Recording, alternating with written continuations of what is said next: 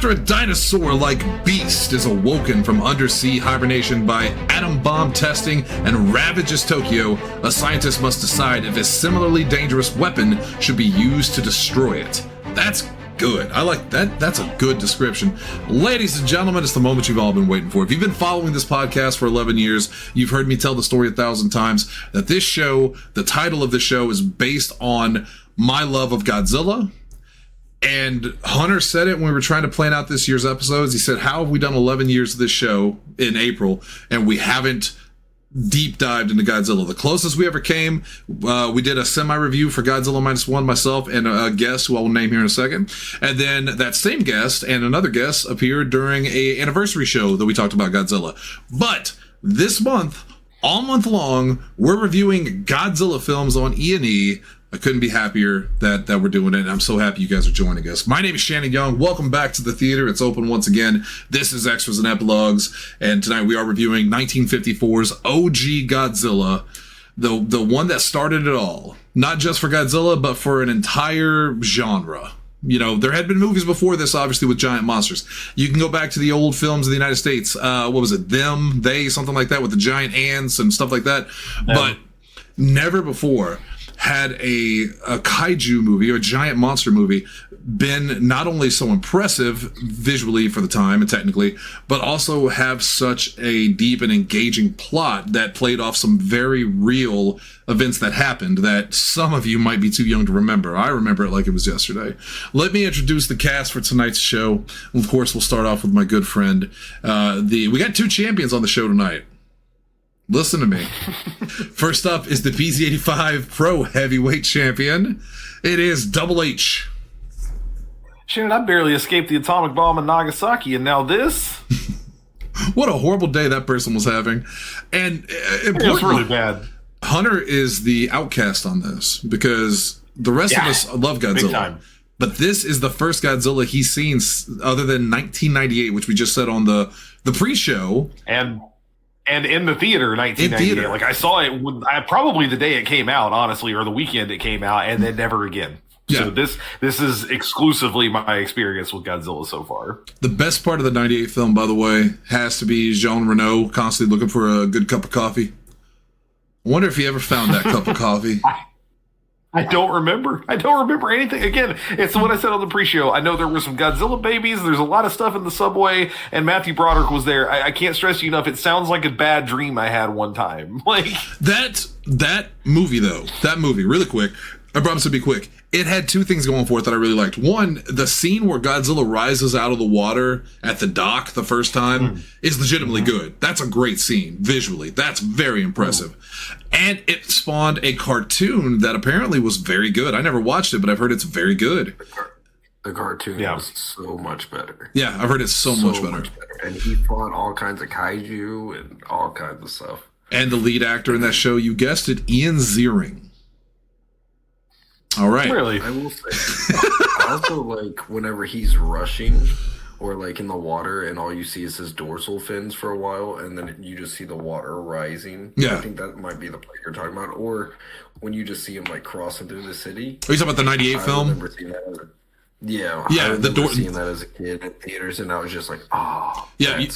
You saw the dorsal fins rising and then the water came up and then he appeared from it. Godzilla 98 was the first movie I ever watched in theaters, by the way. Other than Songs of the South, but I don't like to talk about that. Godzilla was the first movie I wanted to go see in theaters. So yeah, that has a special place in my heart. Hey, we have special guests with us tonight. You heard one of them. I think he's been here every show for the past like 3 months. I think he lives here now. It's Zach Kurgis. Shannon, I need the oxygen destroyer. I need it. I have thought about changing, because you always talk about getting a new finisher in wrestling, changing your finisher to like a chokehold and calling it the Oxygen Destroyer. Hunter gave me that idea earlier, but I was like, well, I've already got the Optic Blast. How many references can I have to things I like? I got the Optic Blast and I have the Fallout. So, both moves I've actually done in real life, for the record. I updated our archive onto a spreadsheet instead of just a document so you can see it a little better, and it makes it very quick for me to show you that Zach Kurgis has now been on every episode of this show dating all the way back to February 3rd.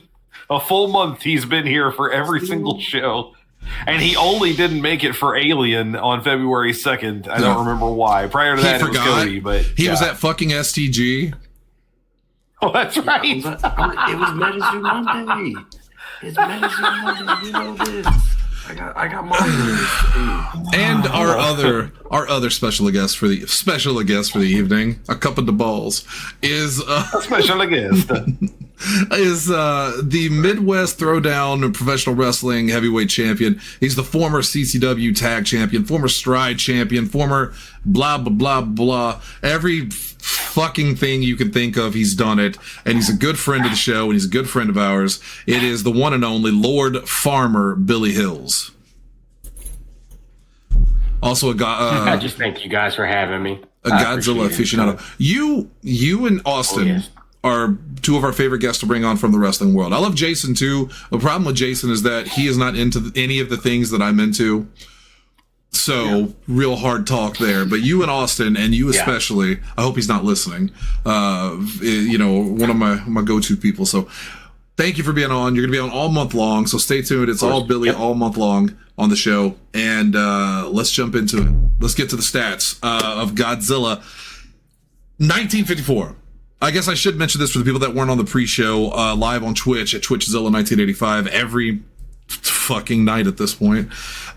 We were originally going to watch the Americanized version of Godzilla, the 1956 version. We instead are watching the 1954 version. HBO fucking sucks, and we're listed it wrong. So that means we're not going to watch 1985, which is what the show's named. We're going to watch The Return of Godzilla, which is 1985, just the original Japanese version, which is apparently much better. And I've never seen the Japanese version. I've only seen the Americanized version with Raymond Burr. So I'm actually curious to see this myself and see how it stacks up to the literal Godzilla movie that made me love Godzilla. 1985 is why I love Godzilla. It was the first one I ever saw, and I absolutely loved it. I used to rent the shit out of it back in the old days, back when you could rent movies. Remember that? So that's what we're doing all month long. The tile will kick in about 25 minutes, so let's get to work. Released November 3rd, 1954. Hey, it's a Christmas movie, Hunter. Merry Christmas, Japan. It's around that time. I think this is also, it's not the oldest movie we've watched, I don't think, but it is definitely up there. Yeah, I looked it up. Technically, It's a Wonderful Life was 1948. I believe, or 46. There you go. And I think that's, until we inevitably get around to Wizard of Oz, this is probably, those two are going to be among the oldest ones that we've seen, because Wizard of Oz takes you back to the 30s, and unless it's that or like Gone with the Wind, I have no idea what else we would watch. We watching Birth of a Nation, like I don't want to go that far back. I'm good. I'm not interested. Oh, I was going to say White Christmas as well, but White Christmas is actually the same year as this. So while Danny Kaye and Bing Crosby are juking it up there at Christmas in Vermont, Japan was suffering the effects of World War II still, and having, atomic bombs dropped on them. So if you'd paid more attention when we watched National Lampoon's Christmas Vacation, you could have just said, since Bing Crosby tap danced with Danny fucking Kaye. I love Danny fucking Kaye, though. We'll fucking love Danny Kaye. Released November 3rd, 1954 in Japan. Of course, the American version will come out 2 years later in 1956, starring Raymond Burr as a American journalist in Japan, but we're doing the Japanese version. So, directed by Ishiro Honda, who also did the Blue Pearl, Rodan, and Mothra. Some people forget that Rodan and Mothra had their own movies. They always think of them as just Godzilla villains, but they had their own thing for a while. Written by Ishiro Honda and Takeo Murata, I think, who did the screenplay, Shigeru Kayama and Tomoyuki Tanaka, who also did the story, starring Akira Takarada, Akihiko Hirata, Takashi Shimura, and Momoko Kochi. All right. Proud of myself on that one. Yeah. He made it. All the way. Now, here's the thing. I don't have to tell any of you a goddamn thing the rest of those people were in, because I don't know. Nope. Hey, man, I have no idea. I also sequel. I also could not tell you, based on the organization here, who is who. Like, I think the doctor is Akira Takarada, and I think the last two people are the couple, and past that, I don't. I think maybe the second guy is the father. I'm pretty sure. I think it's the doctor, the father, You got it pulled up? You got it in front of you? Or do I you was know? just gonna say the Father, the Son, and the Holy Spirit. No, I know, I hear it. so Akira Takarada is Hideto Ogata. He is the father. No, he's the one that works for the towing company, the ship company. He's the lover, the main guy. Oh, okay. Momoko Kochi is Emiko Yamane, or Yamane, I forget how you pronounce that. And then Right. Akihiko Harada is Dr. Serizawa. So Okay. that's your main guys So right there. Takashi Is the father. Shimura must be the father. He's the father. Right. Yeah. So I had him close. Very much. Important to note, since we talked about the sequel, we're not reviewing this film, but I need to mention it. Watch, and I want Hunter to watch this. If he likes the Godzilla films, Take two. I'm so excited to talk about Godzilla. It's going to be a bad combination. I know. If you end up liking the Godzilla films, I ask that you watch the second Godzilla movie. It's called Godzilla Raids Again, because it's so bad. Like everything they did in Godzilla that was good. Like for one, they lost the suit. The suit was destroyed, so they had to make a new one. Oh no! And the movie came out a year after the first one, so they just put this fucker together real quick. Let me find a picture of Godzilla Raids Again, and let me put it in the chat so you can see what Godzilla looks like in broad fucking daylight, which is great. Oh no!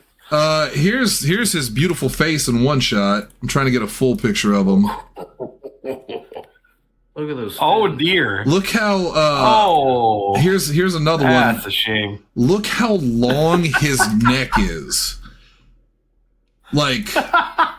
Yeah, so in my head, this is, I think, what I kind of imagined I was getting myself into here, because this almost looks like claymation. It doesn't look like a suit. It more looks like something that they cooked up there. And oh boy, that was exceptionally bad. That looks like my driver's license photo. It's like what happens before they created like Rudolph the Red-Nosed Reindeer. That's just like I'll run for that. Yes, yeah, right before they got that stuff up and running well. Yeah, that's exactly what I was thinking of. That's when my wife sat down to watch this with me. It was the same kind of thing where she was like, I don't know, man. I don't know if I can get into this, because she also was very much of the impression that this was going to be like full old school, like the old dinosaur claymation videos where it was like, this is what it looked like in the Jurassic period. And I was like, no. They went full rubber suit here. Like there's going to be a couple times where it's clearly like a puppet or something like that, but it's not going to be claymation. You're not getting yourself into that. Claymation? So, like what's up with it? But this, like what's up with it? But this looks like that. The scenes you're showing me from 2 very much look like. Even if they're not meant to be, that's what it looks like, and that's not great. It's also, the second one is also the one that kicked off him fighting other monsters, other kaijus, which would last up until 1985. 1985 is when they brought it back to its roots and made it where Godzilla was the bad guy again. And then once again, for the next however many movies, he was fighting other monsters until Shin Godzilla, when they brought him back as the only monster in the movie, and then Godzilla -1, etc., etc. So there's a pretty storied history with Godzilla. I think they had a different suit. Billy, help me with this. Zach, I may be wrong. If not every movie, they had to remake that suit for almost every film, didn't they? And that's why Godzilla always looks kind of different. I believe so. Yes. Yeah. Yeah. They did. They couldn't, because the materials just deteriorated way too quickly. The paint that they had to use on all the foam and everything. I mean, the suits, to my understanding, they would make like 4 to 5 suits. And like by the time a month or 2 in, like 1 or 2 of the suits would just be like eaten by the paint that they would have to use. The sweat and all that. Yeah. And they were so heavy. And also important to note, just saw this, throw it in there, that Godzilla is the Guinness World Records longest running film franchise in history. So there's a reason why we love Godzilla so much. Runtime of 96 minutes, which is not terrible. This is a film from 1954, though, so you're gonna have to go into it knowing that there is a lot of slow parts. The acting is not only is it 1954 acting, but it's 1954 Eastern acting, which is different from Western acting, especially at the time period. So there's it definitely has its own vibe. You have to keep that in mind. Budget versus box office. $900,000 budget, $842,000 of that went to the suit probably, and the miniatures, versus 2.2 million in receipts, which is successful. Again, this is 1954, and even though we know Godzilla now as like this cultural icon, at the time he wasn't. They released this; it was a giant monster. And it brought back old feelings of what happened after Hiroshima and Nagasaki. So there was a lot of depression over there at the time, I would say. Critical reception. Well, you probably know how this is going to go, but you might be surprised. 94% critical rating on Rotten Tomatoes. That's 7.7 out of 10. 79 out of 100 on Metacritic, which is generally favorable. No cinema score, but only 1.5 out of 4 stars from Roger Ebert, who felt that the original Japanese version is no different from the poor quality of the 56 American version. He also criticized the effects for looking crude and found the effects of 1933's King Kong to be more convincing, so Roger picked a side in the war. And I'm glad he's dead, because there's no way in hell anyone would pick King Kong over Godzilla. No, I kid. I love Roger Ebert, but I disagree with him in this particular case. The 1933 King Kong is very convincing and very good, but that's an American studio making an American film. This is a Japanese studio making a Japanese film. It's unfair, I think, to hold those two to the same, comparison. I also, and look, I might need to go look up his full review if I can find it and see what all he said, but if you're rating the entire movie strictly on the effects, there's a lot more to this movie than just what it looks like. I'm willing to forget, okay, let's just call it out early on. The miniatures actually look pretty good most of the time, except when they have to be people. That's when they really falter for me. Anytime that the late stage shots with the guys on the fire truck, and then it cuts to what's clearly a toy, just plowing into a little building. That's... Yeah. Right. And I get, again, it's 1954. I can forgive a lot of, stuff there. But if we're going to talk about bad effects, those are the really bad effects. But there are definitely a number of times where, this fucking movie is horrifying because the sense of scale is legitimate. Sarah told me more than once. She's like, oh, God, that looks... From 1954, that looks really good. It's in terms of you're supposed to feel that you're in the middle of that. Is it in the trivia for this one? It might be in the... Yeah, it's in the trivia for this one. I thought it might be the next one. So it says, during Godzilla's rampage through downtown Tokyo, one of the buildings that he destroys is the old Nichigeki Theater after his tail smashes into it. Rumor has it this scene actually frightened several viewers of the film who tried to run out of the theater. They were so freaked out by what was happening. They were like, oh, God, that's where I am. And look, that might be hyperbole. That might be way over the top. But most of it looks pretty good for that time frame. I'm not really sure what bothered him so much that he thought didn't look that great. The only criticisms I had of the visuals, because the part where he rampages through Tokyo at night, even now still looks good. It really does. I watched it, and the way it's in black and white, so that helps. It's dark. They hid the effects pretty well.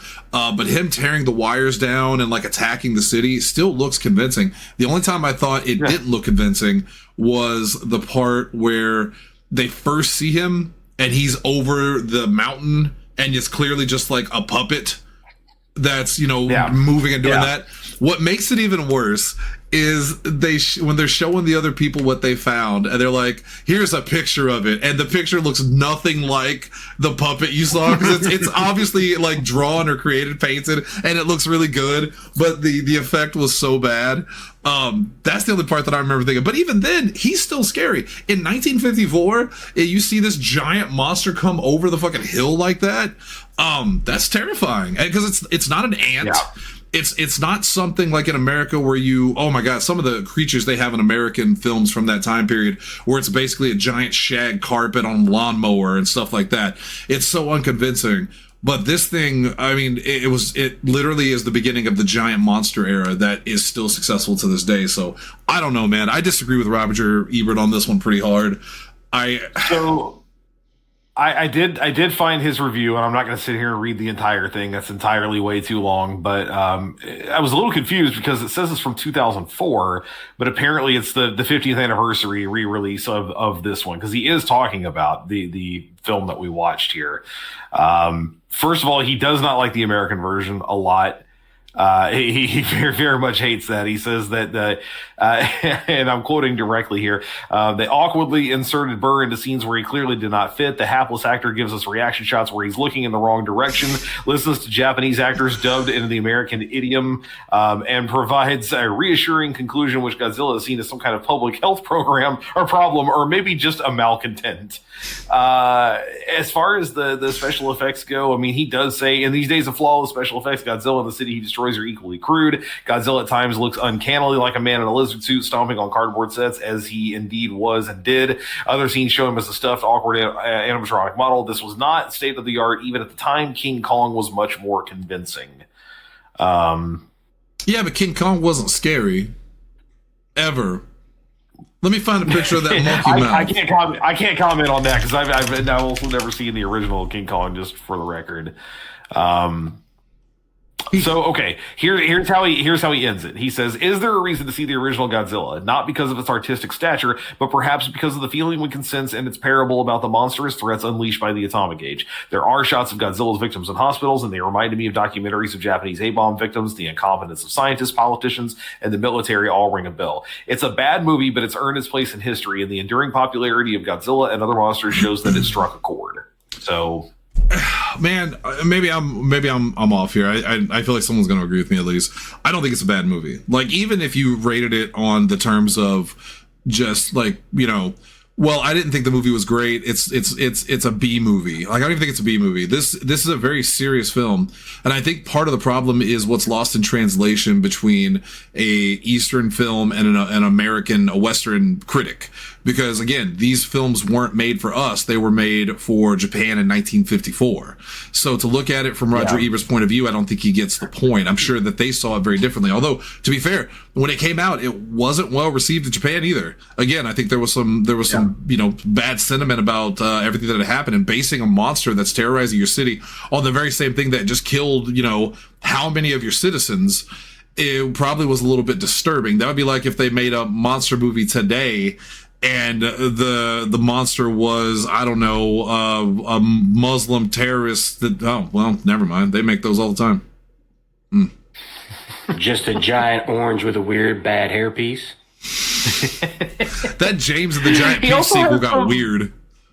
I don't want to just harp on Roger Ebert's review all night, but he also has some like weird nitpicks to a certain degree. At one point in time during the nighttime attack that you're talking about, he says, "Meanwhile, searchlights sweep the sky in case Godzilla learns to fly."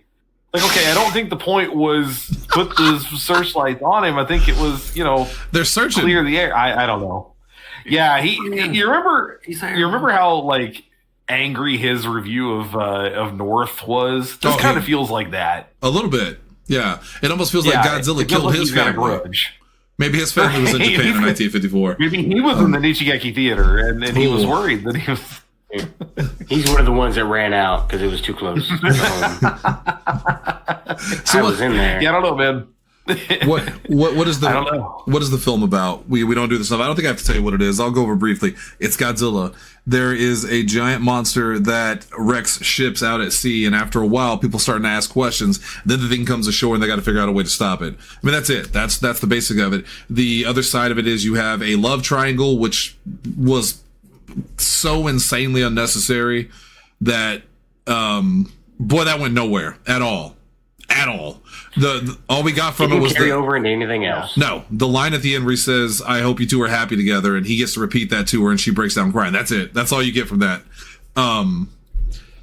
The most interesting character in the film, other than Godzilla, I think is Dr. Serizawa. That's your anchors right there, Godzilla and Serizawa, because everybody else are just kind of set pieces. They move the plot along, but Godzilla as a spectacle and Serizawa as that internal conflict, that moral question and the judgment of, you know, humanity, that's the meat and potatoes of the movie right there.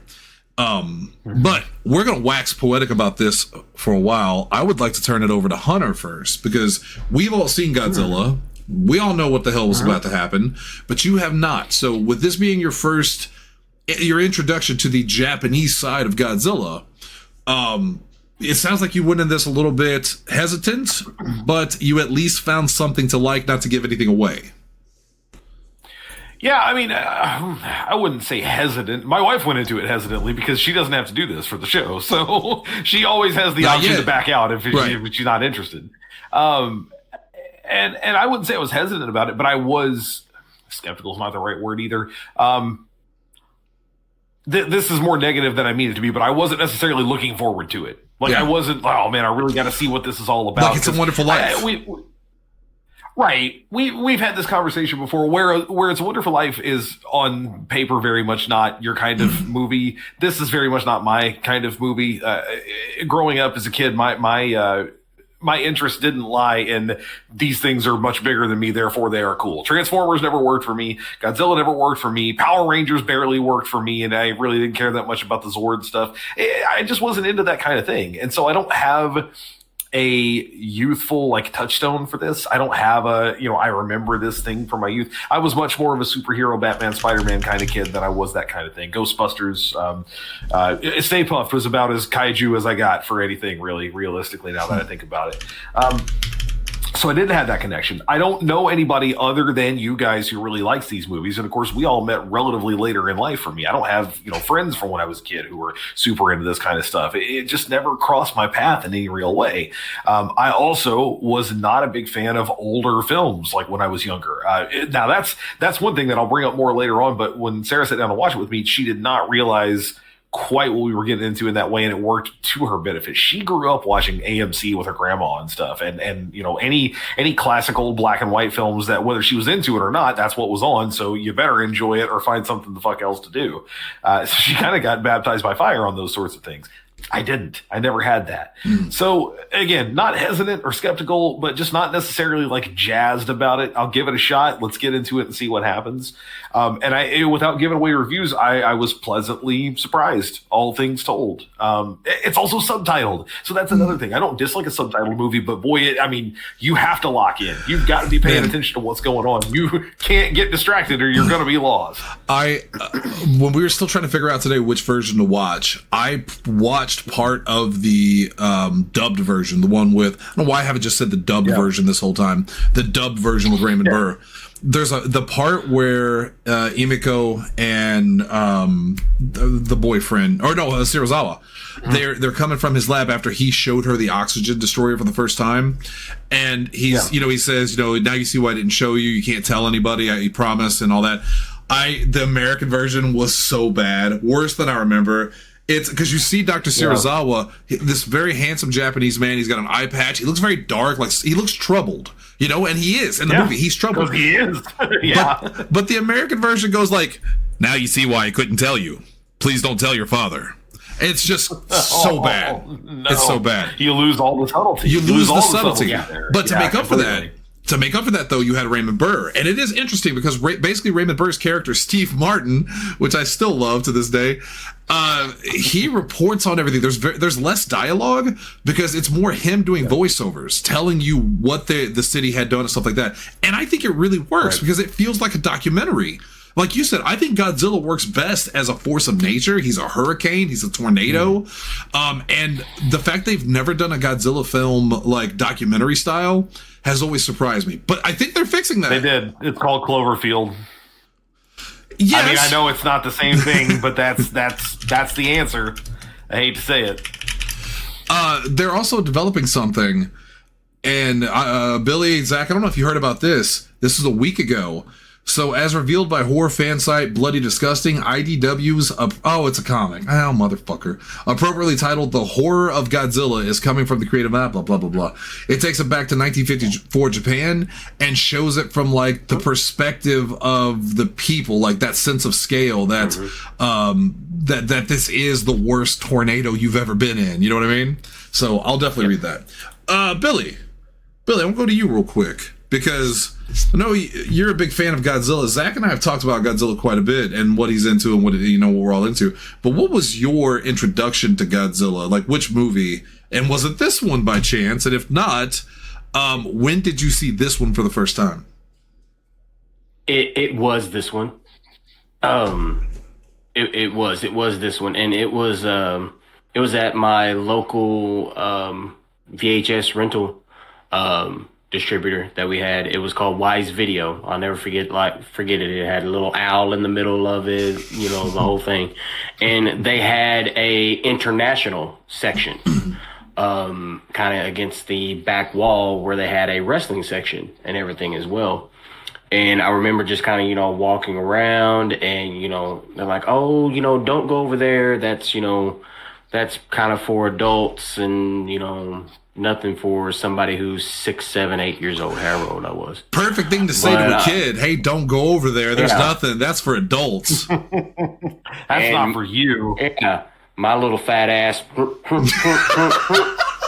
Fucking you cannot do that shuffle on camera, please. I can't handle it. I did. I shuffled right on. That's on the internet forever now, too. Yeah, I'm fine with it. I don't care. I'm good with it. I'm fine with it. And like I did, I went right over there. I'm like, you ain't gonna tell me what to do. Like, no, I'm going. So I go over there, and they had. I don't know if. I don't know how they had it. I don't know if this is like original artwork or what it was. Like, it was literally just that one scene where he is coming through the power lines and everything, you know, going after like the train cars and whatnot. And I'm just like, what is that? That is a giant freaking lizard tearing stuff up. And like the cover of it didn't even like say Gojira or Godzilla like at all. It was in like the Japanese font, so I had no idea what it even was. It wasn't even like American whatsoever. I'm like, I want that.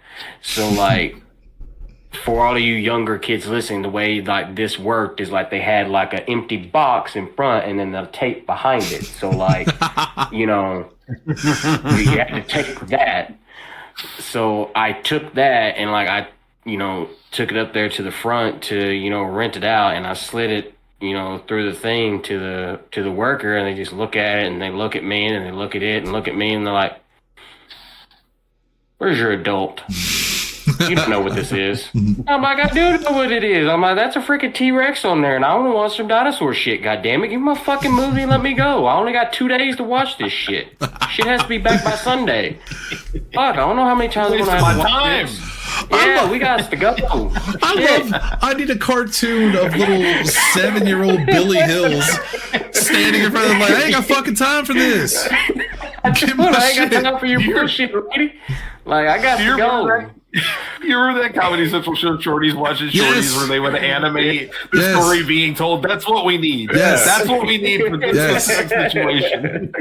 That's exactly what it's like. I do not have time for your negative bullshit. And yes, my adult is out there in the car. Yes, they sent me in by myself, but we can do that right now. So, chop, let's go. We can do that right now. Because we can't do it. We can't do it now. Like, it'd be a whole thing. But, you know, she ended up, you know, giving it to me and everything else. And I get home and I swear I did not want to give that tape back. I just didn't. I loved every single, like, part of that thing. Like, I didn't care because at this point, I didn't even had seen King Kong. I hadn't seen it yet. So I didn't even know that one existed.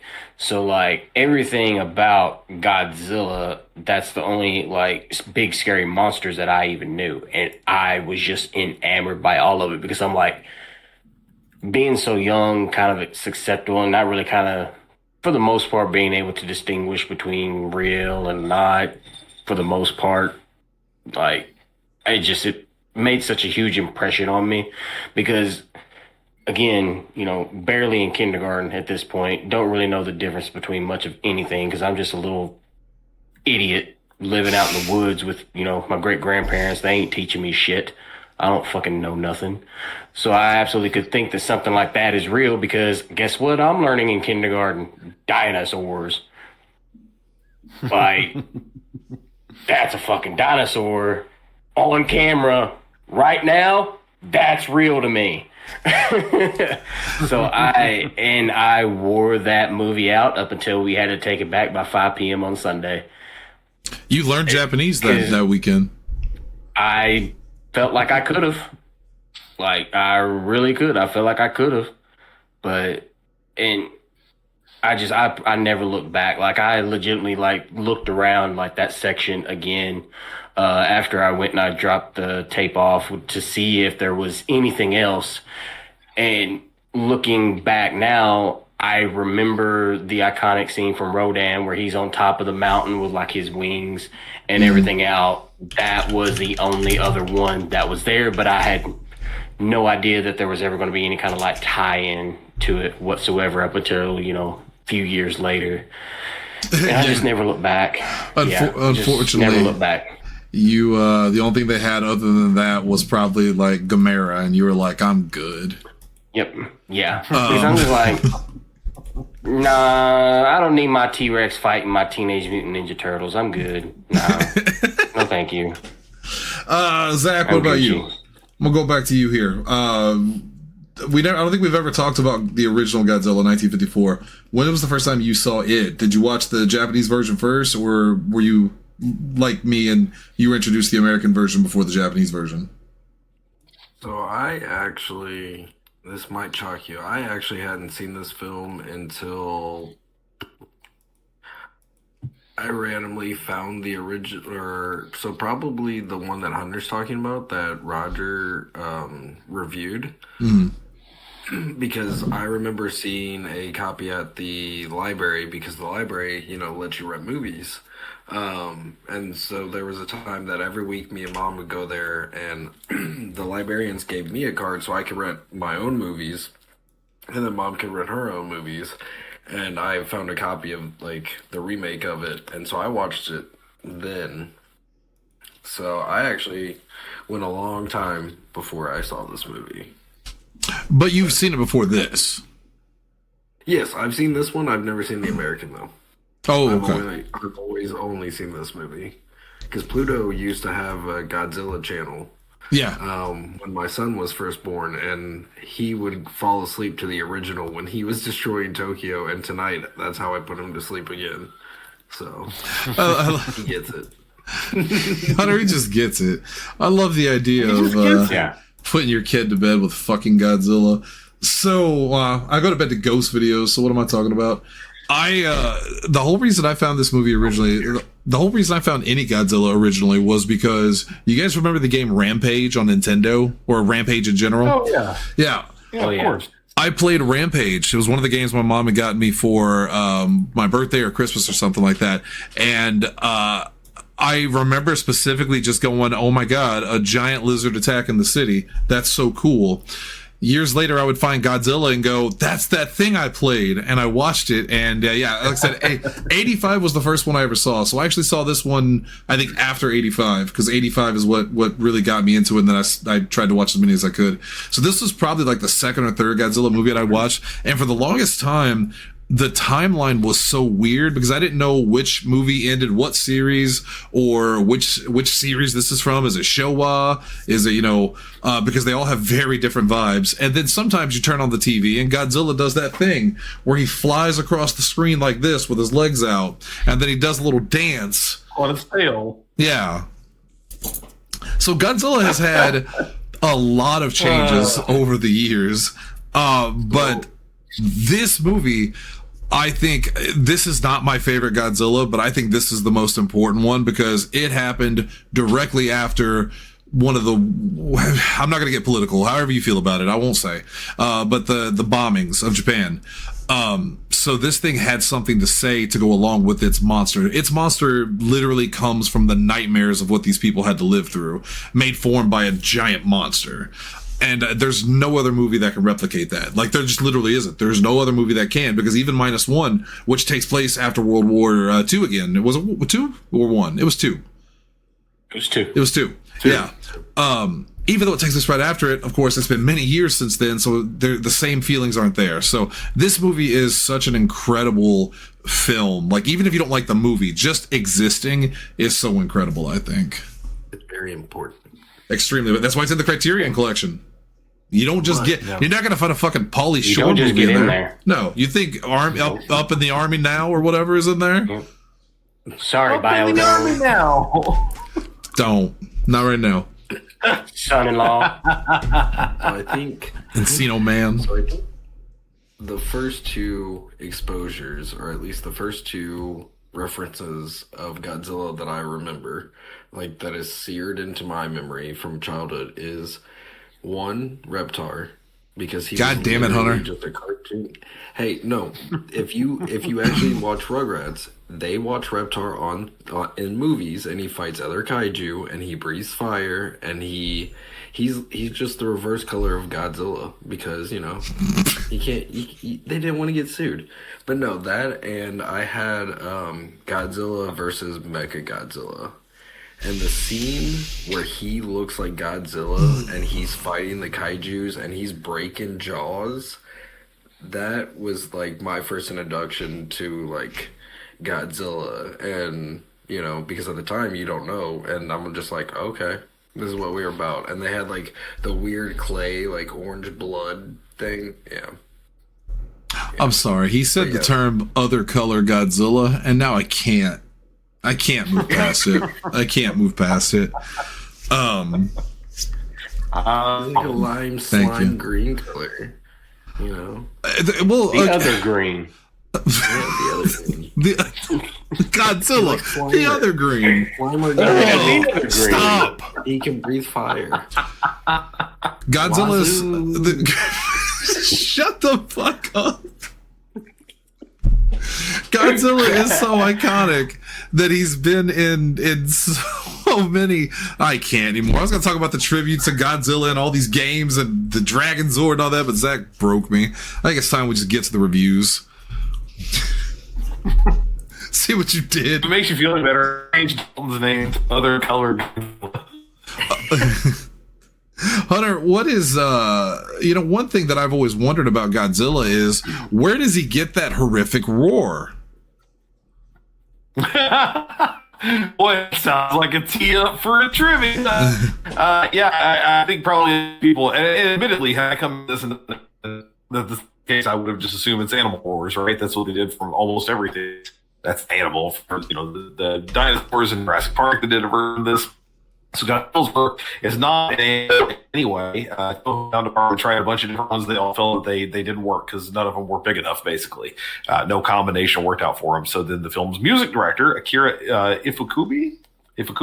Anyway, came up with his roar. He had a leather glove that he coated in resin. It was like a rough leather glove, like a work glove.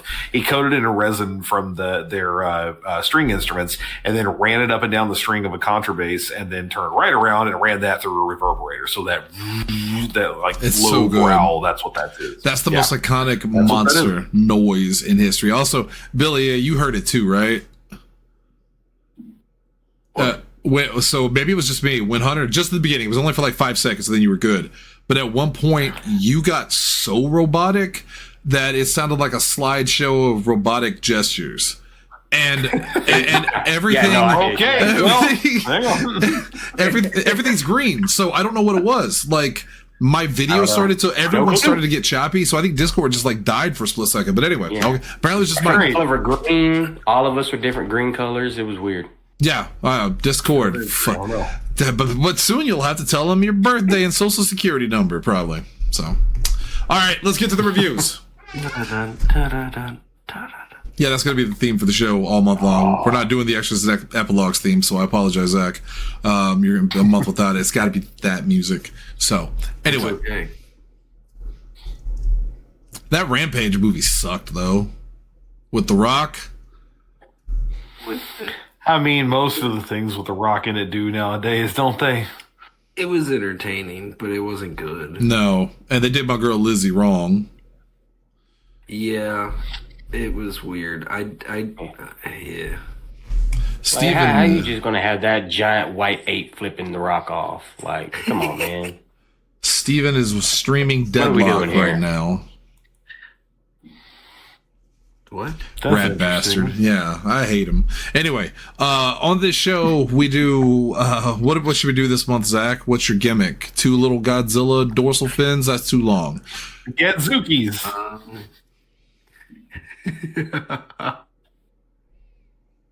He got so serious. That's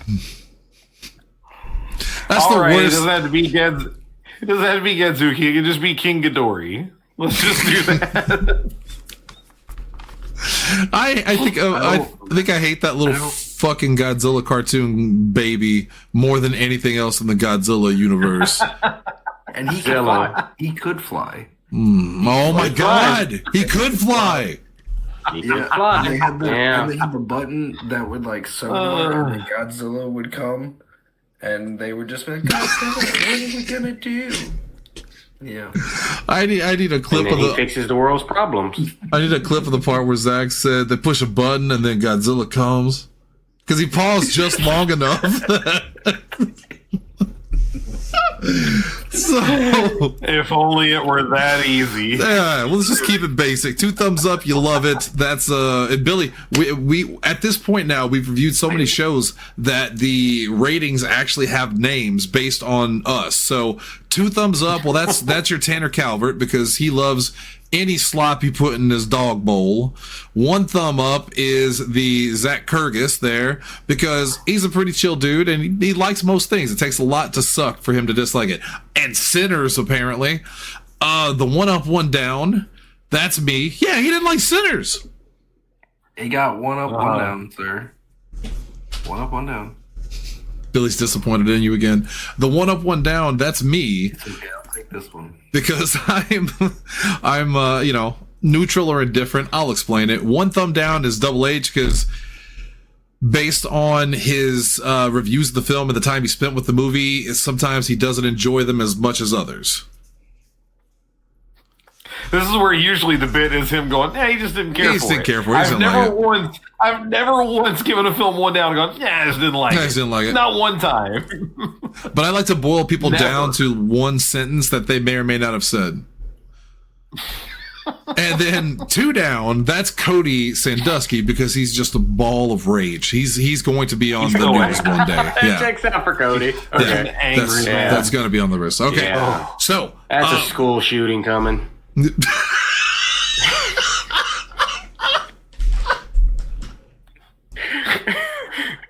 Cody gets so angry you just hear him go, hamburger motherfucking help me. That's a dumpster fire. Yeah, there he is right there. Thank you, Lindsay. He gets so angry he says, I'm about to be a threat to myself and others. If Cody Rhodes gets off the computer, stops making custom Doom wads, he's going to shoot that school up something fierce. What's up, Dweezy? Anyway. Oh, God, that's when this fucking guy shows up is whenever I start talking about school shooting. Fuck me. I promise I'm a good person, dude. He's pretty good. He's pretty good. Okay, cool. All right. Let's legally we have to give the guest the first go. I've been threatened with a lawsuit before from Kaz, so now Zach, usually you go first because you're the guest, but today you're like the second guest. So I gotta go to Billy because you're here all the time. I know you'll stay. It took a month of me living rent free. Where's you living rent free? Because you said that I've been here for a month, and the first time I haven't gone first in a month. That's true. We didn't even know you were there. You were hidden in the walls. I was just here. One of those Alabama spider crab danglers. All right, so we're gonna start with Billy. Billy, what did you think of Godzilla 1956? No. HBO, you almost got me. 1954. 1954. So, I'm going to be kind of neutral. It was the bar, though, so it's going to be right in the middle. Wrestling reference, it was the bar. And everything after that, it's either one of the two. And there's going to be very, very, very few of these, but trust me, there is a couple. But very few. But it was the bar that was set for anything after that. So, the bar. I'm surprised by that review. A little bit. But I get where he's coming from. This was the standard, and everything that came after it either went above or below it. Interesting. That's an interesting take. All right. Well, Zach, be more interesting than that. Wow, Dinga.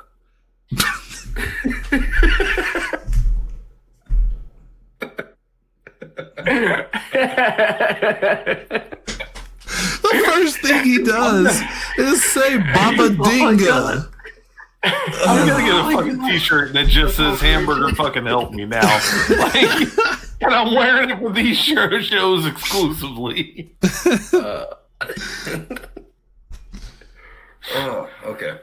No, I really enjoy this movie. However, it is a product of 1954, and for like a newcomer, this would maybe be a hard watch if it's not an assignment, or if you're not used to watching like old school films. And like you were saying, it's a very old school Western, in the sense of, you know, where it was filmed and whatnot.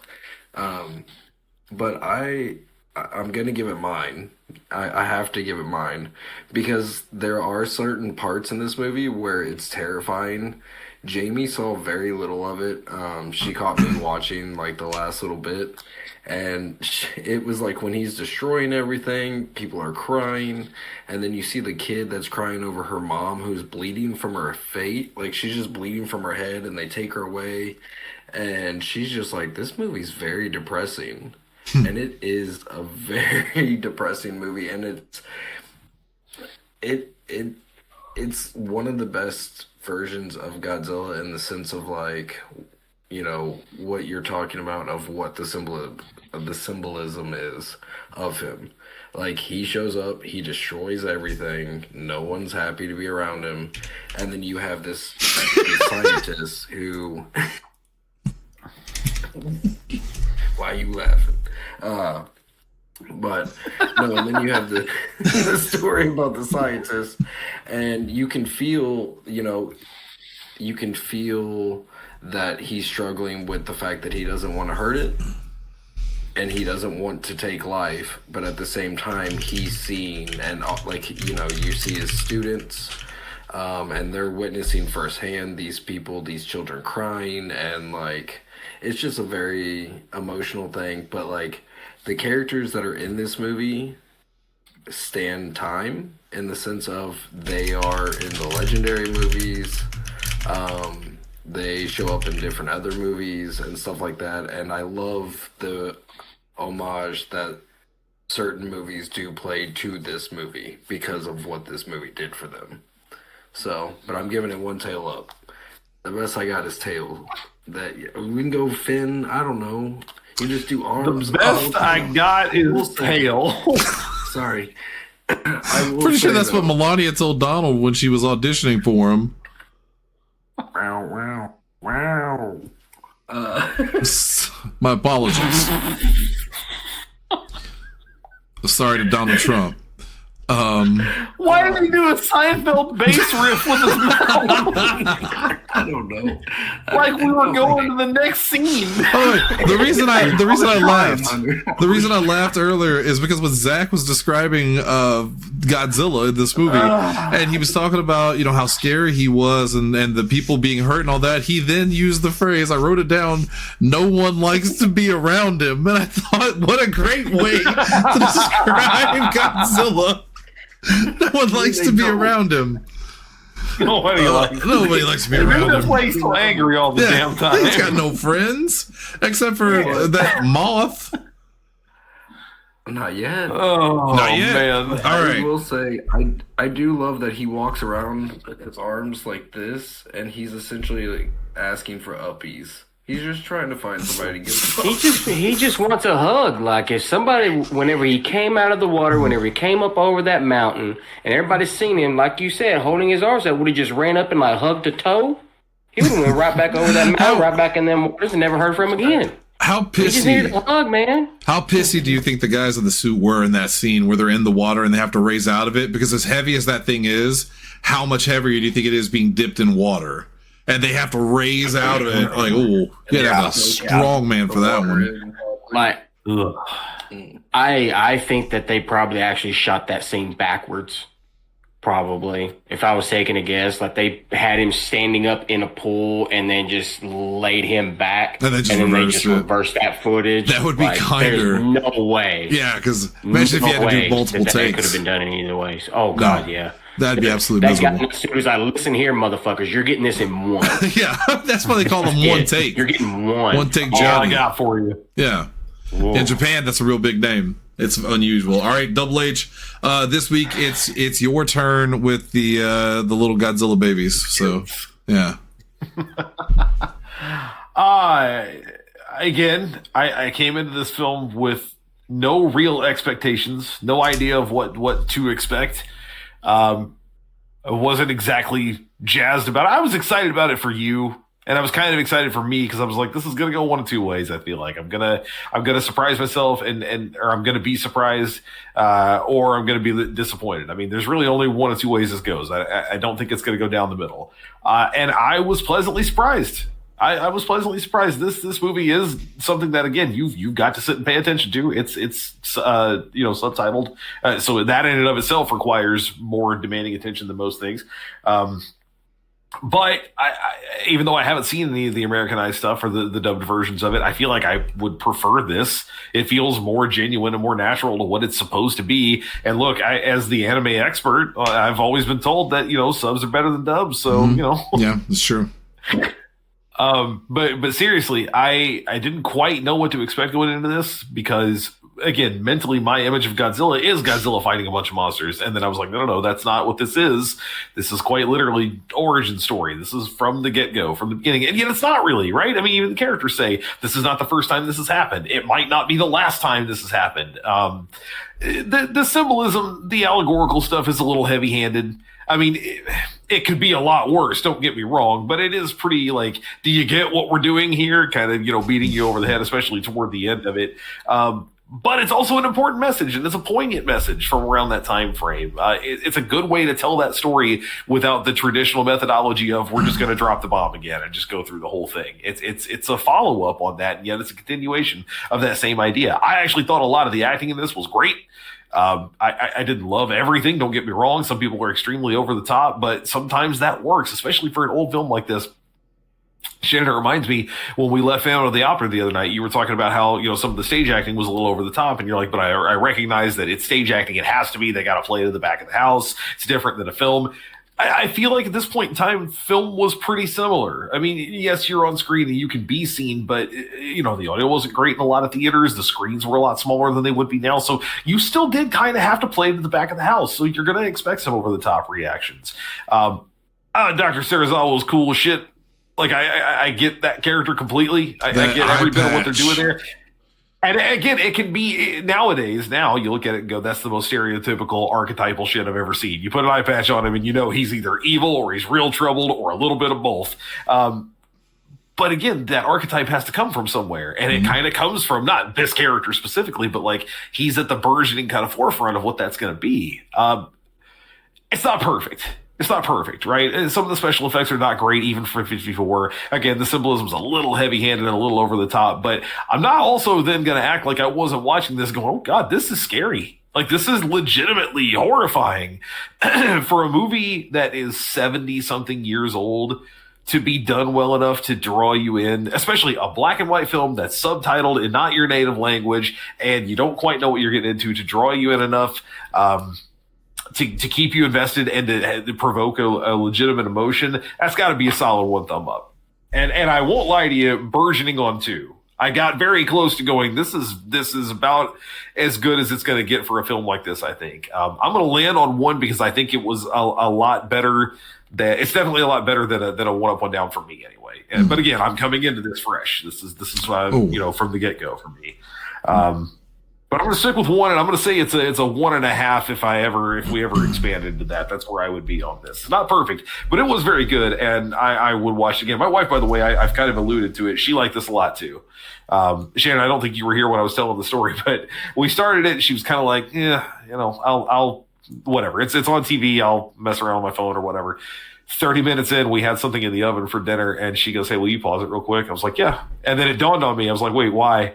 And she goes, I don't want to talk about it. I said, you're invested, aren't you? She goes, I don't want to talk about it. It just kept leaving the room. So, yeah, I mean, we had to pause it so she could come back and watch the whole thing and not miss anything.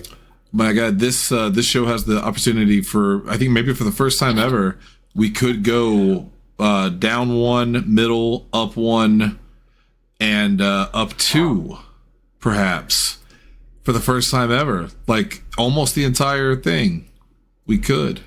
Wait, what? We're not. I don't know. Zach went one up, and I went one up, and Billy went. Yeah, I'm realizing that. That's why I stopped talking. I had this whole thing planned, and it's. I was really wondering where that was going. I really misjudged. I misjudged one thumb, is what happened, and I was so deep into it at the. Don't ever misjudge a thumb. Misjudged one thumb. Yeah. So it was one tail. Specifically, one tail. Yeah. I honestly don't know. I still have not figured out what I want to rate it, and I'll tell you why. So there's so many ways to review this film. I think you can review it as a movie by itself.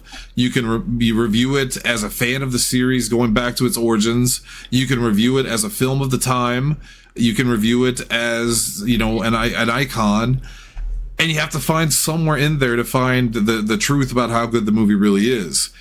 And I'm having a hard time separating the iconic nature of it and what it is and what it means and represents. Not just the symbolism of the bomb and what that country went through, and it told in a monster tale, but also the visuals. You know, we look at this stuff now and go, oh, that was neat, but man, it got so much better later. But at that time period, this was so revolutionary. I mean, people could have actually been running from theaters. So there's so many things about this movie that is just, well, it's got to be 2 thumbs up, because, I mean, name a more historically significant series of movies. And I'm sure there's one or two you could make an argument for, but I think Godzilla is the most historically significant series of films, not just in Japan, but in the entire world. So, it's hard not to just look at the first Godzilla and go, it's 2 thumbs up because of everything that this means. But at the same time, for me, there were parts where I almost fell asleep at one point. I'm a little tired, don't get me wrong. You can hear it in my voice now. But I did kind of nod off for a split second. And it's not because it was bad or I was bored. I don't know. It was just something about it that I didn't feel like I was going to stay awake for it at one point. But once I got to the part where the girls sing after the destruction, and you see the wreckage and the girls singing and all that, that really grabbed me. Like, that snapped me right back into the story. And then by the end of it, when Serizawa, you know, does what he does, I wasn't crying. I did enough of that this weekend, but I did have a misty eye or two. But I think there are just enough things wrong with it on a technical level, whether it be the acting, the questionable effects at times, I thought the characters weren't nearly as fleshed out as they should have been. Other than Dr. Serizawa, the only thing I can tell you about the other people is this is where they work and this is who they love. I don't know anything about their personalities. I don't know any reason to care about them other than the fact that they're the main characters and they're attractive and they're in love and we're supposed to like them. But Serizawa was great. He was dark. He was mysterious. You wanted to know more about him. So there's good and there's bad. I think I'm just going to have to land on 1 thumb as well and join the club, because I know there's just enough wrong with it that I can't, in good conscience. If I didn't get Phantom of the Opera 1, I can't give this one. So I'm going to go with 1, but it's also a very strong 1 for so many different reasons. It is one of the most important films ever made, like, hands down. So that's my dissertation. Yeah. Okay. I have a habit of getting talky as the night goes on. No, it's not that. I think you were looking for feedback, and we already gave our reviews, and you're the host, so now it's your turn. No, was looking for validation. That's very different. We gave our reviews and validated it. Yeah, because everything you said is validated with just how long, like, it's 70 years. So, like, everything you said is validated, and just that alone. I really thought you were going to say it was validated by how long it took you to say it all. So what happens at the end? Well, a Navy ship takes Ogata and Serizawa to plant the Oxygen Destroyer, which is a great name for a finisher, by the way, device in Tokyo Bay. And I wonder if someone's already got it. That would be very sad. After finding Godzilla, Serizawa activates the device and cuts off his air supply, taking the secret of the Oxygen Destroyer to his grave. I loved that message in the movie of him saying, as long as I am alive, as long as I am conscious, they could coerce me into building this again and letting them use it or whatever. And it's a good point. Humans are weak. were fallible. So he knew he could cause great, great harm. So I really liked that. It was very sad. I had a misty eye or two. The oxygen destroyer successfully kills Godzilla and it disintegrates his body. I forgot it did the whole body. I thought it left the bones because the bones kind of become an important thing in a later movie, sort of. So I was surprised to see the whole thing go up. Many mourn Serizawa's death. And also, I think that salute was also for Godzilla. That's like a Japanese custom thing. They do it in a lot of the films. Whenever Godzilla's defeated, they pay respects to him because of what he is. You know, this god, almost like a godlike deity. Yamane believes that if nuclear weapons testing continues, another Godzilla may rise in the future. And I think one of the problems people have with the American version is the American version's ending is way more upbeat. I think the final line is literally, he says something like, the world can wake up again or live again or something like that. And they thought it kind of betrayed the message of the movie. So I get that criticism. But what happens after the credits? Well, Godzilla's dead. Here's what we know chronologically. He comes back in Godzilla Raids Again, which comes out a year later. And I think, I can't remember if they made up some bullshit to bring him back or if it's a different Godzilla. There's been like 4 or 5 or 6 different Godzillas that just share the name Godzilla. I was going to say, I hate to interrupt you, but that's what I was going to ask. So I do remember about the time that they're going in to kind of deal with, you know, the military runs Godzilla off, but they don't kill him. About the time that was going to happen and they start talking about the oxygen destroyer, that was when Sarah goes, well, that's not going to work. And I, of course, had already done the notes, and I knew how it ended, and I went, well, what makes you say that? And she goes, I mean, he's like 16 other movies. It's not going to work. And I was like, right, but I don't think I think there's different ones. I think that's the thing, is there's more than one of them in different places. She goes, that's fucking stupid.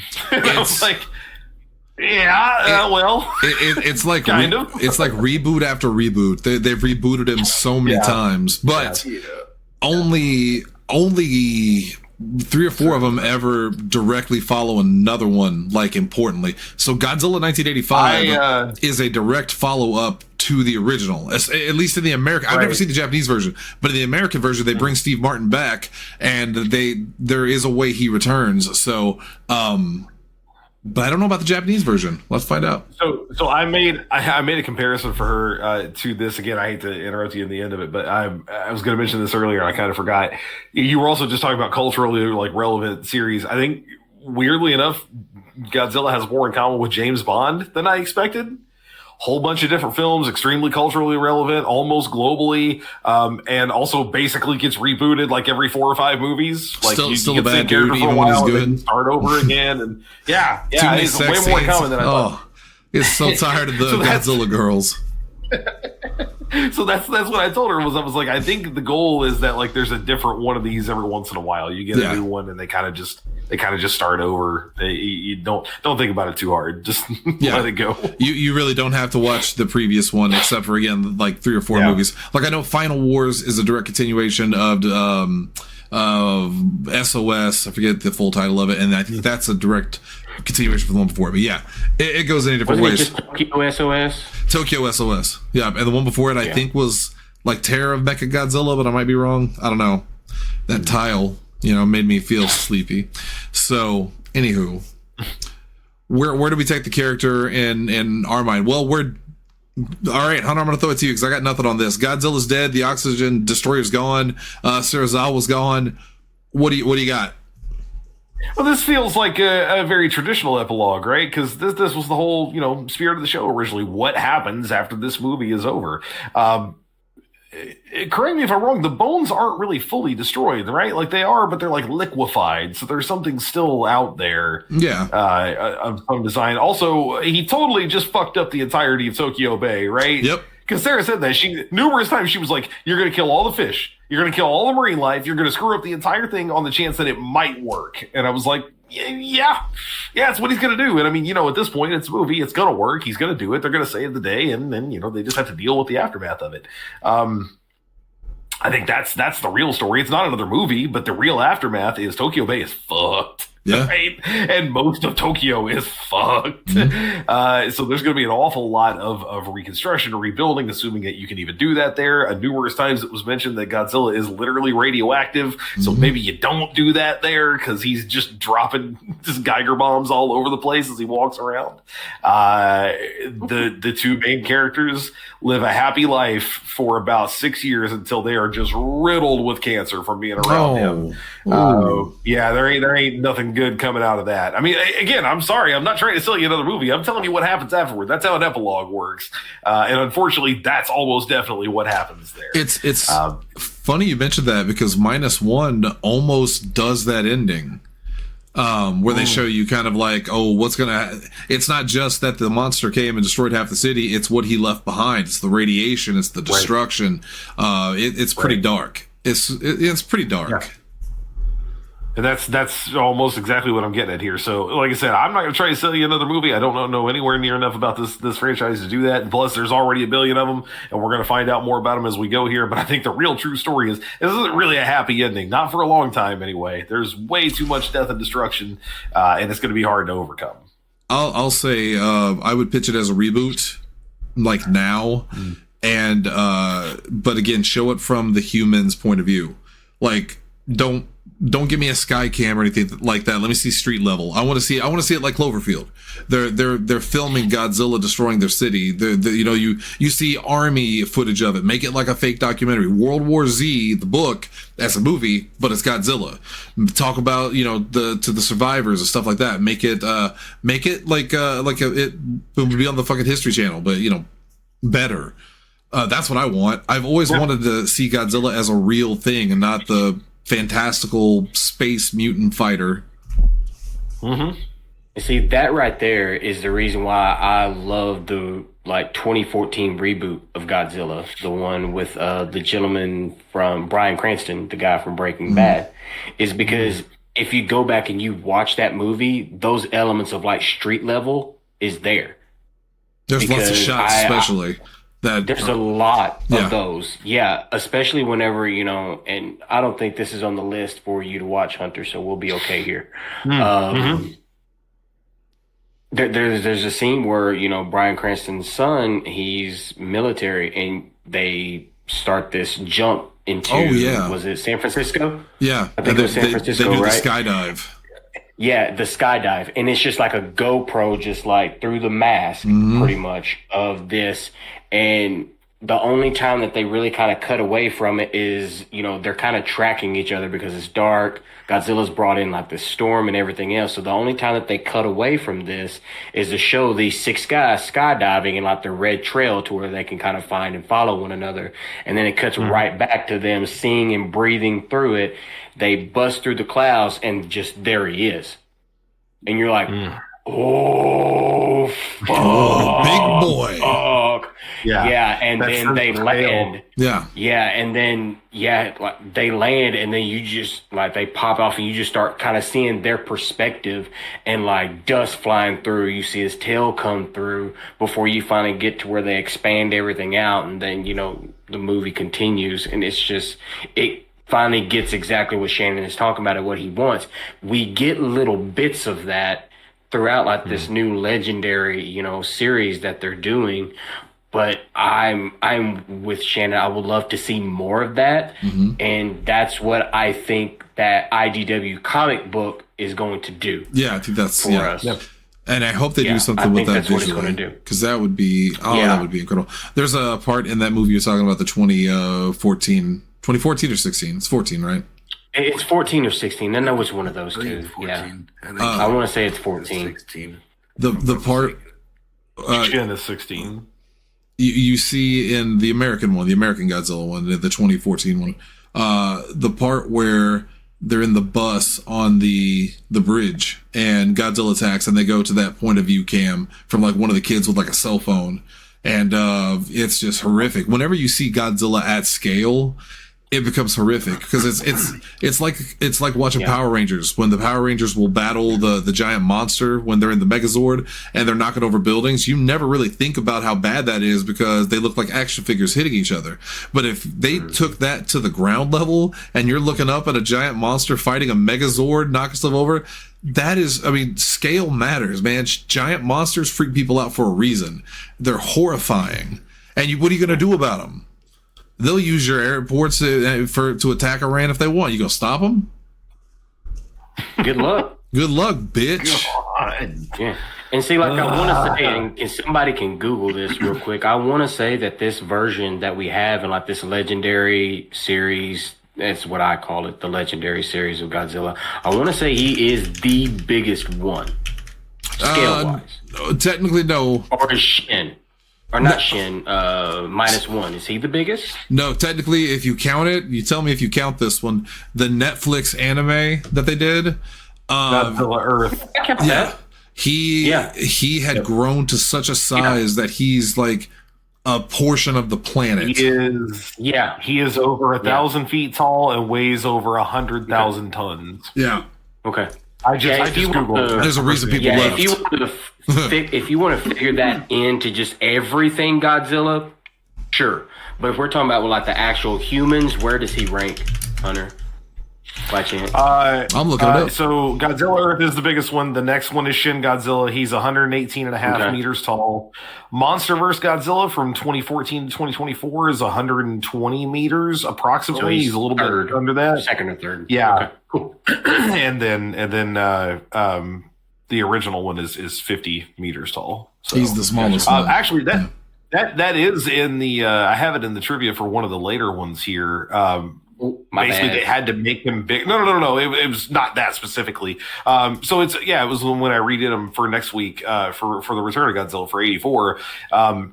By 84, they grew him up to 80 meters from 50 originally. So part of the problem was in this movie, he towers over Tokyo because there aren't really any skyscrapers in Tokyo. It's post World War II.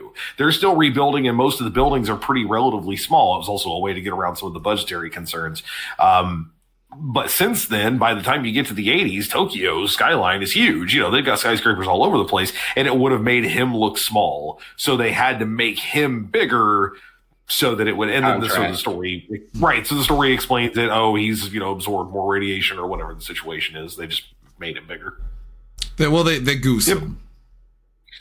Well, they goose him a little bit. You got to goose him a little bit. Well, it's an old circus sign. You understand why it can't be Gadzuki, right? Yes, I do. The only thing worse than Gadzuki is Manila. Manila he's the little dumb one with the little tomato head. You just want to fucking crush. The little dumb one with the little tomato head. Did my smoke rings work? Oh my god. I love when Godzilla slaps him on his stupid ass head.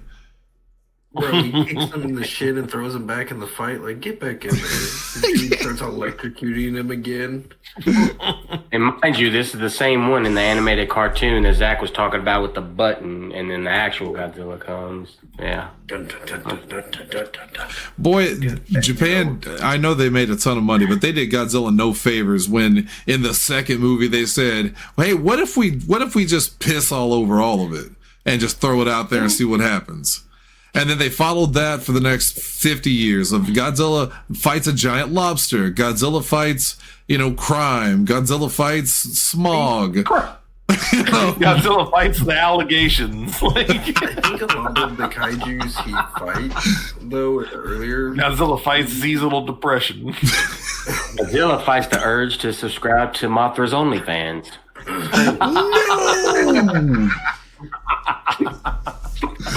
No! No!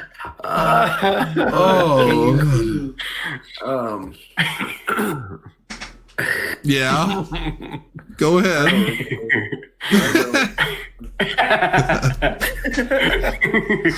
All right. Well, unless Billy or Zach have anything they want to add as a add-on or to a move, huh? Ooh. Zach? I can't wait for next week's. No, because it's gone now. My brain is pitch. Oh, hold on. We got a button for that. Cool, because I can't access it right now. Yeah, no, I got you. Here it is. Good luck with your nipples. Oh, I'm sorry. That was the wrong one. You meant this one. My brain is pissed. This is wholly unrelated, but it feels fun to throw in at the end. I remember when we were like, I don't know, 5-6 months into COVID, like deep into COVID, and nobody knew what to do. You're just sitting around desperately waiting for a vaccine. This is the closest I've gotten to referencing Godzilla in years. It's late 2020, and I was still posting on Facebook regularly, and I had come across a screenshot from something Godzilla related. I can't even tell you. You guys will probably know the moment I mention it. And I was like, hey, when we're this far in, we may as well try anything. And it's just a screenshot of a Japanese man saying, it may sound primitive and unscientific, but through the fairies, we could ask Mothra for help. Because I was like, might as well try something. Yeah.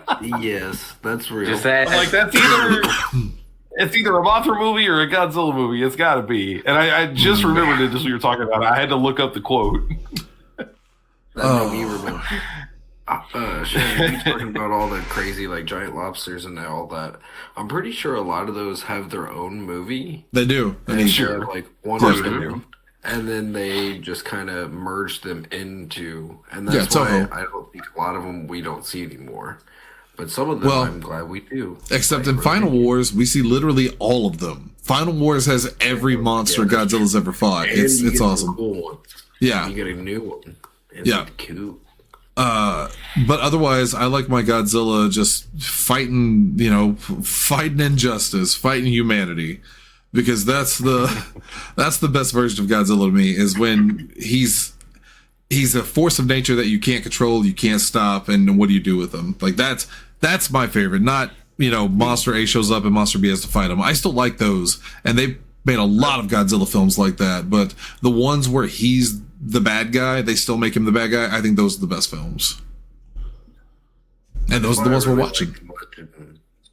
That's why I really like the legendary films, though, is because he's not really controlled by anybody, and I feel like they do a really good job of explaining that it's just kind of like an ecosystem, and he's the alpha, and so when things get out of line, he's the one that keeps it in check. And then he's just kind of like, and it's kind of shown through the movies, like humans, they just kind of get in the way. Yeah, we're like ants. Yeah, and then they kind of, I like the extra lore you get in the legendaries. That kind of makes sense because in the primitive times, it makes sense. And if you know, you know. And if not, go watch the legendary movies and then you'll know. Oh God. How do you follow that? I like that in the legendary. I like that in the legendary films. Godzilla curls up like a kitty cat, like he's laying down inside that Coliseum. It's like Before we end it, you just reminded me of this. So at the end of this film, when they go down into the water, right? By this point, Sarah's fully on board, and so she wants it to turn out well. She's excited about how it's going to end and all that. But when they're scuba diving in and they first start doing shit, and you see Godzilla underwater, and he like looks over his shoulder, she goes, "These motherfuckers coming into my house." Because the way that he turns, his little head is like, who the fuck? So, wait a How minute. the fuck did you get down here? It's so funny. That's another thing. They get to the bottom of the ocean in like 10 minutes. Yeah, Like, sure. Maybe Godzilla wasn't really in the ocean at that point. He was in like a strong pond, like a really deep pond that leads to a river. What's that thing that Bob sends you all the time about how does Godzilla reach the ocean Yes, floor? his legs are like this long, and he's right here. Yeah. Or I guess I always assumed his tail made him float. Like maybe that bobbed him. Right. He's just bobbing around. That's the best I got. Otherwise, it don't make sense. Well, like lizards and alligators, when they swim, like an alligator can basically keep its head above the water and just sit there and do it. And I think that's kind of the same thing. Like his tail is big enough to just keep him like mobile because he's very much an aquatic guy. He only eats fish. And they really show that in the -1 film, in the scene where you see him swimming behind the boat, which is the best shot of the entire movie. You just see part of his head and like his fins like going through the water. It's super fucking creepy. It's scary. Yeah, it is scary. It is. Yeah, it's Jaws. Under his Jaws. It's the best thing I say. It reminds me of Jaws. I'm here for it. Yeah. I'm here for it. Just if Jaws was a fucking 50,000 feet street shark with arms. All right. Well, that's going to do it. Sharks have arms. Exactly. That's what separates them from normal sharks. I thought for sure you were going to say that's what separates them from the animals. Nope. He's so gone. Oh, that's It's all over. that's it We're for done the here. original Godzilla film, but that's not it for the series or this week. First off, the series next week we come back with the return of Godzilla, aka Godzilla 1985 in America. My introduction to Godzilla, but I've never seen the Japanese version, so I'm really excited about this one. I loved the original. Or I love the American version so much, I want to like this one more. And then after that, Hunter, I believe it is, where are we at there? Is it going to be Shin? Final Wars. Final Wars. No, Final Yeah. Wars, then Shin, So, and then here's the thing. what is one? Of all the movies we're reviewing this month, that's the one I think you're going to have the biggest problem with, because it is a straight up, Right. that's the fan service one, right? He fights all the monsters. But one thing I'm telling you right now, even if you don't like this film, you are going to fucking love, and you will say, oh my God, that's the coolest motherfucker I've ever seen in a movie, is Don Fry as the fighter, Don Fry, as like the captain or admiral or whatever of this unit that is trying to, that they call in to fight Godzilla. He has his fucking mustache, he has his coat and a katana, and he's the baddest and he only speaks English and everyone else speaks Japanese, but they understand each other. It's awesome. It's so fucking awesome. Don Fry, who is quite literally just what's his name from Street Fighter. Hager. He's very clearly meant to be Hager. Yeah, He's Hager. Yeah, he's real life Hager. Yeah. Yeah. Yep. God damn. Yep. I'm so excited for this month. Good. All right. And then this week, tomorrow, PZ85 plays this, we're getting to the nitty of the gritties. Yeah, we're almost to the end of the horror at Headstone Hill. That campaign is almost wrapped up. Zach keeps dancing, and it's so distracting. Yes, it's very good. He's good. It's too late in the night for this shit. He went away so I can do it. Yeah, Horror at Headstone Hill, our Savage Worlds Deadlands campaign is almost to a close. I think I previously dropped this hint, but it will wrap up by the end of March. Now, does that mean that we're going to be on for the next 4 weeks for it? Not necessarily. Sometime in there. It could be tomorrow night. It could very literally be tomorrow night is the last episode. You have no idea. So I'll break my own neck. Last week's episode. You won't have to. I'll do it for you. Last week's episode ended on a hell of a cliffhanger. So go back and check that out. And yeah, sometime in the next month that campaign wraps up. You got time to catch up between now and then. And then on Thursday, it's going to be After Dark. I don't know what we'll talk about. What do you want to talk about? Maybe the fact that we're at war with Iran? I don't know. Do you want to talk about it? No, Congress didn't call it a war. Oh, so I'm you sorry. Can't call it a war. The Iran infarction. Infarction. Well, you don't say infraction. Well, You like say old, infarction. like old Buck Skinner would say, I'm having an infarction. And then this weekend, of course, we stream.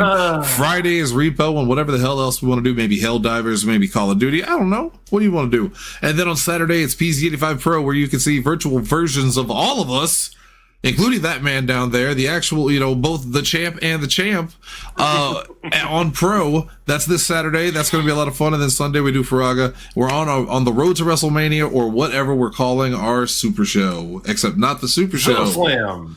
Zilla Slam 85.